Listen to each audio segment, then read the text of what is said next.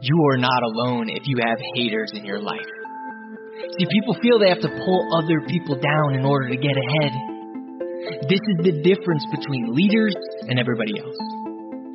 When I was at Ole Miss trying to make it on the football team, to fulfill this one big dream that I had of playing college football at 5'7", 150 pounds, I had to learn how to overcome these people. I found that my biggest motivation was all the students that didn't believe me when I told them I was on the team. All the coaches, yes, coaches that would laugh at me. All the players that would laugh at me. I had a choice. I could allow them to control my life, or I can use it as motivation to get what I want. The antidote to haters is confidence. And one of the ways we build confidence is surrounding ourselves with the right people and by having the right mentors who have already succeeded and can help us overcome negative people, mental health challenges, and any adversity that we face. My second year at Ole Miss, we were invited to the Cotton Bowl in Dallas, Texas, and I was always the one people made fun of. This particular Tuesday afternoon, everything changed for me. I walked into the locker room after practice and started getting undressed. As I'm finishing up, 2 star players who had amazing NFL careers decided that they were going to try and destroy me.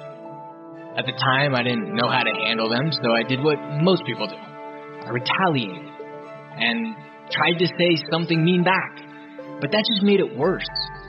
I tried to ignore them, and that didn't work, so more players started joining in. It was by far the most embarrassing day of my life. And finally, after about 10 minutes of agony, the coaches finally came in and everybody walked away. I was devastated, hurt, and angry. I didn't know what to do. I was on the borderline of quitting. But my mentor at the time caught me just before I did. He said, "Let me tell you something. I've dealt with tons of negative people. You think this is bad?" He said, as you become more successful, it is only going to get worse and worse. He then taught me the process to handle bullies every single time. He taught me how to stand up. And to this day, I have used this process to constantly overcome bullies and negative people. This process helped me break through and eventually achieve this dream. It is important to understand what bullying is. It's 2 words. It's targeted and repeated. Targeted and repeated. And so number 1, you have to ignore first. You have to ignore first so you can find out their intentions and make sure it is repeated. Bullying is not if someone's mean to you one time, right? This is not good. This is hurtful. People shouldn't do it. But that's not bullying. And I know it's hard, I know it hurts. But remember, when I said it is our responsibility to lift these people up because they're hurting. They wouldn't be doing it if they weren't hurting. And knowing this, right, will shift your mindset. So number 1, we have to ignore first. Number 2, we have to stand up. But there's a right way and a wrong way to stand up. See, a lot of people stand up and they stand up the wrong way. We want to stand up with love. How? Again, it's simple. Not easy, but it's simple. Thank them. You thank them.